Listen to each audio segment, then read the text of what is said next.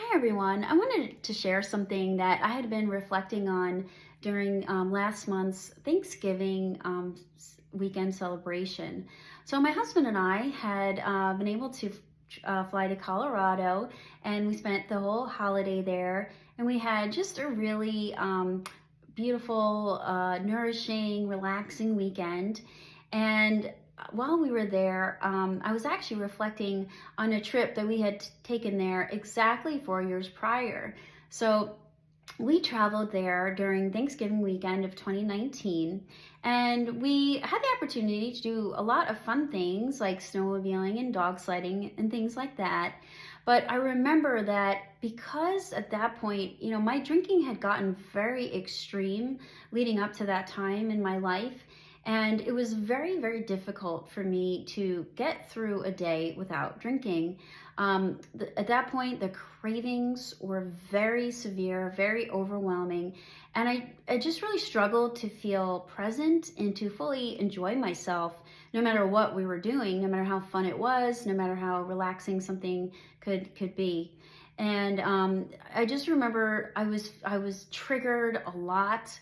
I was, just walking by the hotel lobby bar was very difficult for me. And, every time we went out to eat, I just kept looking around at other people and who were enjoying wine and cocktails and what have you. And I'm sitting there with a soft drink or a glass of water, feeling, feeling kind of left out and feeling like a loser. And, I mean, I just had terrible, terrible negative feelings about myself, and just a lot of shame too.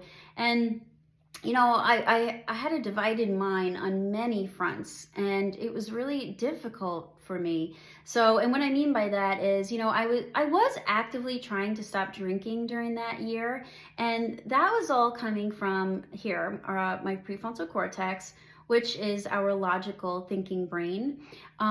But the animal brain, otherwise known as the limbic brain, which resides here in where our brainstem is, that was sending me these really awful signals of very strong cravings. And it always felt like it was plotting and scheming and trying to get me to get a drink. And it was, to be perfectly honest, it was exhausting. I felt miserable a lot of the time, and it was just a very confusing time as well. I didn't understand what the heck was happening to me. I didn't have the alcohol education that I do now.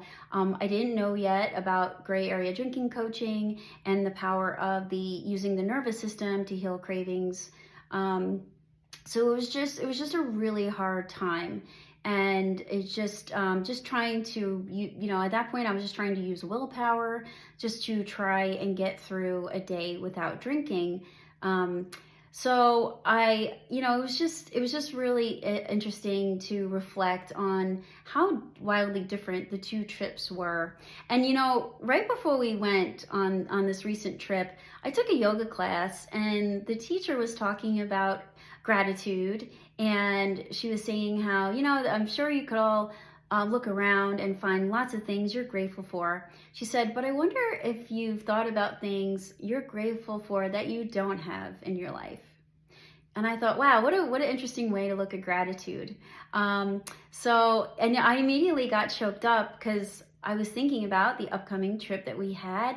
And I was thinking that, oh my gosh, I can't believe that I get to go and I don't have to worry about cravings. So I'm just so grateful that I don't have cravings anymore. I don't think about alcohol.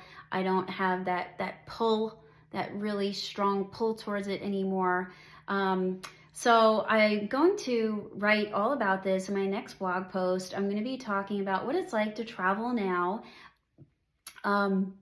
with my brain that is now healed from cravings, and why gray area drinking coaching works so well, why it worked for me, and why it works for the clients that I've been working with over the past few years. And I'm also going to be talking a little bit about ambivalence. So ambivalence was kind of living with that divided mind where I knew I was having negative consequences. I knew deep down that I had to stop drinking, but I was also mourning that loss too, because drinking had been a part of my adult life for almost 20 years at that point. And then I was also, but I was actively trying to stop. And then, so ambivalence is just trying to, live with these two opposing ideas. And ambivalence is actually a topic that is covered in the Invitation to Change groups that the nonprofit CMC Foundation for Change has created. And CMC's mission is to provide evidence-based tools for change for everyone who has a loved one who's struggling with substances. And it's an organization that I got very involved in with this year. And I actually just recently graduated from their level 1 certification so that I could become a facilitator and lead my own Invitation to Change groups. So stay tuned for more announcements around that in early 2024.